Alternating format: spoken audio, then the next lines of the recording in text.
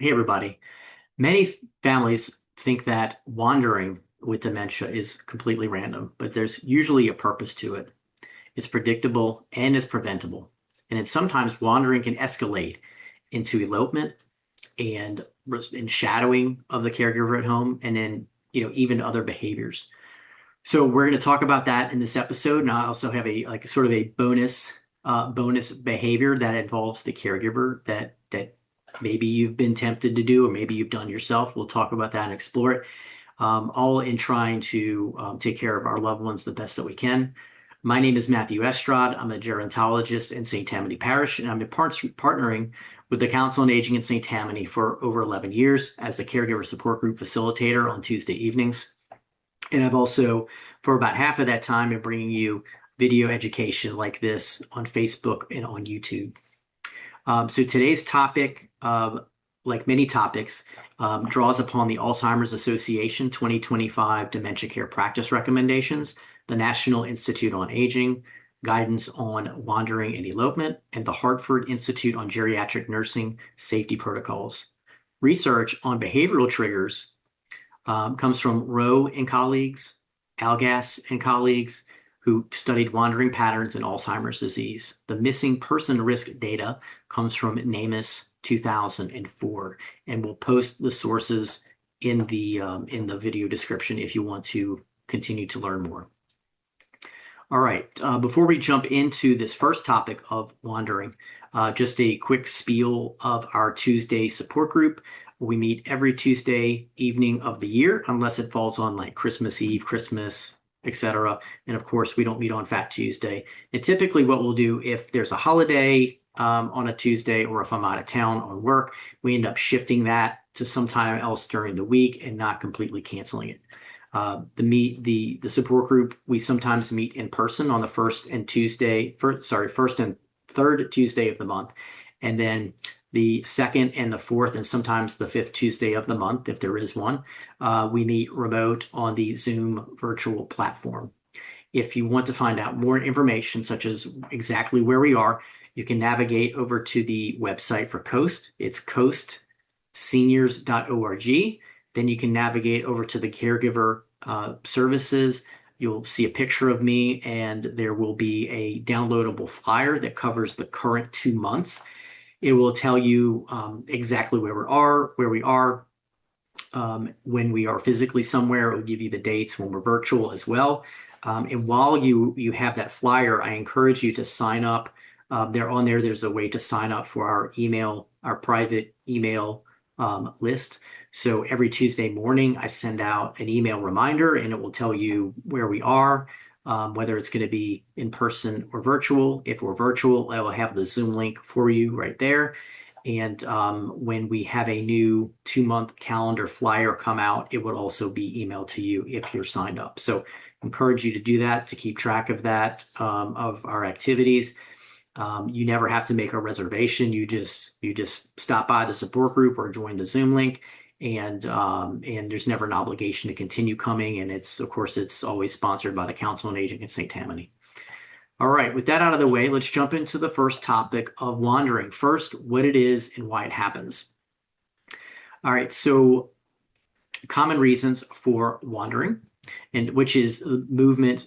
This wandering is movement that may look aimless, but it usually has a purpose. This could be the person having the purpose of looking for someone, for trying to go home, even if they are home or their current home environment. They might be asking to go home. Of course, they're thinking of a home from the past. It could be boredom or restlessness. It could be anxiety, disorientation. It could be even following old routines, like having to go perform the job that they did for 30 years, but they're not employed there anymore. They're retired, but in their mind, they're disoriented in time. So they're trying to get to that job. And it could cause a lot of stress. It can even cause them to actually leave. So some early signs are pacing, trying doors, repeatedly leaving the room, looking for someone who is not there, or even someone who has passed away. It's not their defiance, it's just confusion mixed with having to do something, having a mission to do or go on. So that could eventually turn into elopement, which is why wandering is the first thing we want to kind of work on. But elopement is leaving the safe environment without supervision. So typically we think of, okay, this is them leaving the home, but it could be leaving the care facility, like my grandfather did in the early 2000s. He eloped from a veterans care facility in New Orleans, and they found him down the street. His purpose was to go to the bar, which was not far away, and to go see his friends. So that is what happened, and it was something very scary for the family, of course, and the facility staff. But that our family has experienced that. It could be leaving at night when everybody else is still sleeping, and it could be walking towards busy streets. So it's dangerous for many reasons, especially where what I just mentioned, busy streets. So there's traffic, there's that lack of safety awareness that can develop when someone has dementia, not making good judgments or having impaired judgment, exposure to weather. Many times people who have eloped from their home on foot are later found having passed away because of the weather elements, either dehydration, heat exhaustion, because they didn't have anything to drink and they were out in the sun for hours and hours, or even cold weather injuries that led to somebody's death. There can be falls when someone has eloped. They could simply get lost. And these are basically medical emergencies, that can be caused while they have left or sustain in as an injury while they have left. It's quite often that I see a story in the news where someone with a cognitive impairment got into their vehicle and they ran out of gas, and now they're on the interstate and now they're on foot. Trying to walk because they have to get to where they have to get to, right? And they end up being injured or passing away. So you're familiar with the silver alerts, and now there's something called Brian's call, which is added on top of a silver, or can be added on top of a silver alert, to denote that there's a cognitive impairment involved. So when you see that Brian's call for a silver alert, think Alzheimer's or another type of dementia, and just an extreme risk for that person. So consider that certainly a medical emergency, and that's when law enforcement's going to get involved, et cetera, with the Brian's call. All right, shadowing. So shadowing is when that person living with dementia follows the care partner from room to room, and I've heard this in many support groups, and it's just very stressful. The person, the caregiver can feel trapped. They literally cannot go to the bathroom without that person trying to go in there with them, or even just standing outside the door. So I can only imagine how stressful that is. If I imagine it, and I've seen the stress and the frustration when people talk about it in a support group. So why does this happen? There's typically a reason behind all of these behavioral expressions that persons living with dementia are exhibiting. Fear of being alone. It could be loss of orientation, of time and or space. The need for assurance that their loved one is not leaving, that they're safe, that they themselves are safe. Excessive attachment to the care partner, difficulty initiating activities. And here are some ways to respond that sometimes work and sometimes may not, and that's with any of the tips that we've talked about in videos since we've ever started. So some ideas on responding are to reassure before you move, and you may have to do it several times. You might use a phrase similar to "I'll be right back."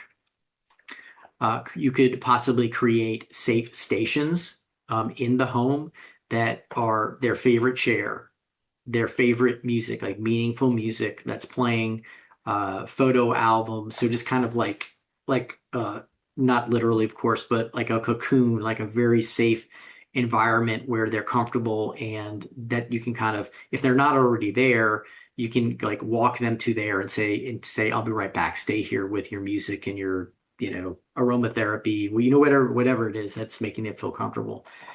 Use predictable routines. So like maybe on the hour, you're doing certain things with them so they're engaged.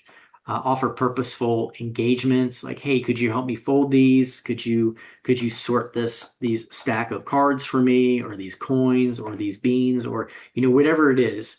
And this is assuming that you kind of have an idea, you have a handful of maybe activities that they enjoy doing that's going to keep them meaningfully engaged. It's important to avoid sneaking around, and we'll talk about this. This is like the bonus I was mentioning before. So shadowing. Sneaking is something that the caregiver or care partner might be doing or tempted to do in order to get a break. So this is that purposefully slipping away quietly so your loved one with dementia doesn't follow. And why do caregivers do it? Exhaustion, just feeling trapped, feeling overwhelmed, having having a need for privacy. Like even if it's just like 2 minutes, it's just like I need to be by myself. And I mentioned that feeling trapped. But there's a downside to this quote unquote sneaking. So when you disappear without an explanation, your loved one could possibly learn, if I don't stay close, you might vanish. And this could increase more intense shadowing. It could cause anxiety or hypervigilance with the person living with dementia, attempts to follow you outside, and it could even create an elopement risk. So we're not saying to never sneak or to be quiet and be sly and like sneak out the room. We're not saying that. The goal is to build and to maintain trust as much as possible, because it's like if you get caught when you're innocently sneaking to the other room for something, then that could harm trust and just cascade into a bunch of things. So the idea is to build trust. It's not perfection, and it's not we're not shaming anybody for who's ever done this or has thought about doing it or anything like that. So please understand. We're just trying to uh, build trust. And again, it's not about perfection. None of this is about perfection. So a healthy alternative is just to say sometimes, I'm going to the kitchen where you're going, and I'll be right back. And then doing that so that, even though they have a cognitive impairment, you're creating emotional trust, even though they may not remember, you're creating this emotional trust, and emotions tend to be remembered more than actual memories or words or things like that. So that's what we're preserving. I'm stepping outside for mail. You are safe here, and I'll be back in 1 minute. Now, I know that many times they're not going to have any concept of what 1 minute is, but it is something that you can try. You can even perhaps have a timer. Oh, I have a timer here. Kitchen timer. Put it on 1 minute and then hand it to them and say, I'll be back by the time this goes off, or so just a thought to use a kitchen timer for that. So why does this work? It builds trust, and that's emotional memory. It reduces fear. It could decrease shadowing over time. It can prevent elopement, and it gives caregivers more freedom over time. And that's really the goal, is to not feel trapped, to feel more freedom. So it really is about trust. So I encourage you to try these things. And as always, leave comments. What are some suggestions that you have around shadowing and elopements and wandering? What things have you tried? Did we miss anything in here? And let us know what you think based on your experience. All right, so here are some strategies for inside the home. At your doors and exits, you can have controls. Now, all of these have pros and cons to them, which we're not going to go into. So this is more of just like just like sort of like the brainstorming, I guess you could say, to help you get started. You could have door alarms. You can, which can be silent or can actually have a chime to them or alarm. Motion sensors. You can use child-proof covers, even though they are not children, but they have many times they've lost safety awareness like children do not have at a certain age. You can use high locks or low locks where they're not going to think to look. You can have curtains over doors. You can have visual deterrence, like a stop sign, like a literal like picture of or sticker of a stop sign. That many times people will obey that visual cue. You can use camouflage doors. You can control the environment and make it more comfortable. You can reduce overstimulation. And when I say overstimulation, it's important to think about from their perspective. There might be things going on in the background or TV or music or bright lights that are not overstimulating you, but they might be overstimulating your loved one. So it's time to kind of see through their eyes and their ears and to try to get a sense of what might be overstimulating, if anything. Provide calming spaces, like we talked about with the recliner and the music, favorite blanket pictures and things like that, and maintain the best you can to have predictable outcomes. And again, this is not perfection, but routines are amazing. They're a bedrock of a lot of things, including preventing wandering. So we did a video just on routines and the science behind it and ways to build routines and ways to if you get off of routines like such as the holidays or a vacation, how to get back on. You can use activity-based prevention, so keeping people busy. We mentioned folding towels, sorting things, light exercise, meaningful music, and other purposeful tasks. Something that I also am a fan of is if there are certain things that they can do with their hands that they either did in the home if they were a homemaker, or if they had a long career as a mechanic or as somebody in an office, or whatever their career was and whatever they might be used to, there might be something you can replicate and give them a task that is related, even if it's just here. Could you file these things in a folder and you have papers and pages that are old bills or don't really mean anything, and here are some folders. Can you organize this for me? And they're going to organize it however they are going to organize it, and it won't matter because they're not real files. So that's a meaningful activity that might connect with someone who used to be in an office, whether it's being an attorney or an accountant or an assistant, executive assistant, or what have you. That might be some ideas. So think and be creative. Try things even though they may not work, and then tweak from there. All right, let's look at outside the home safety. There are identification and tracking things like medical ID bracelets. Those are really important. Some of them which can look really nice, but they do have a medical information on there.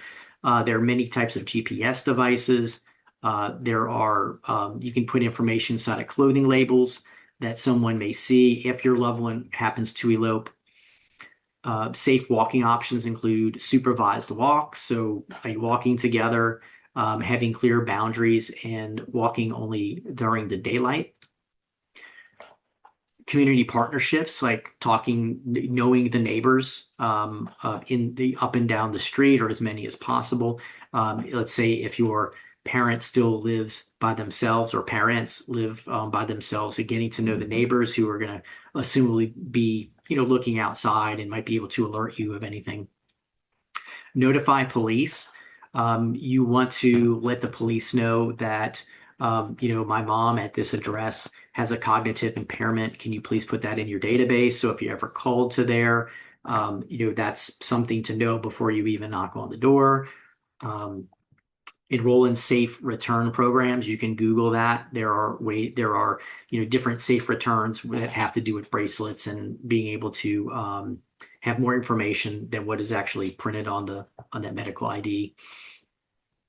Transportation safety, removing access to keys. That's keys to getting out of the house. That's keys to the vehicles.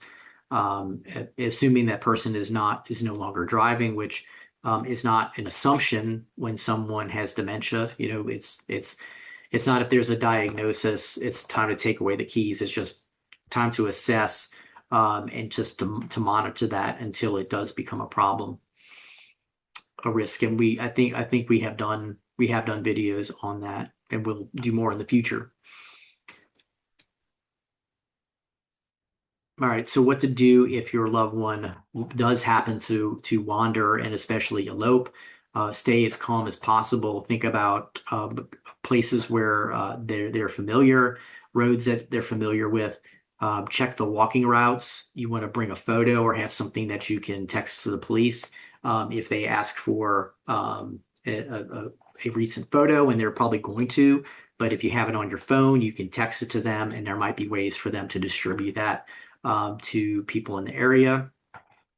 I know that on Facebook, when they have silver alerts, it's when they have a picture of the person. So having that picture already is handy.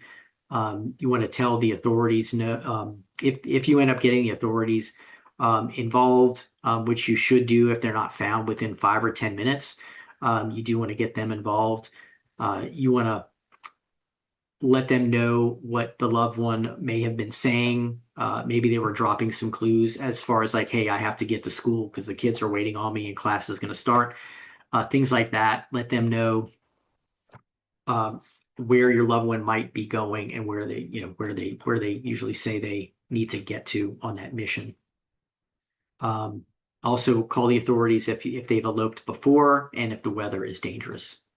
And when they're found, avoid scolding them, offer them reassurance, provide hydration, reduce stimulation, reestablish the routine. Just be grateful that they were found and try to see how can I prevent this from happening again. So it could be a wake-up call.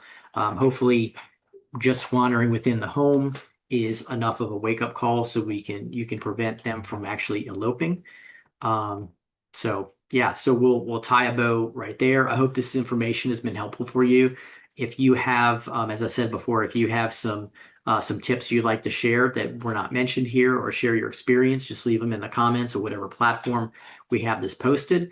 And I think that will help further extend the usefulness of this.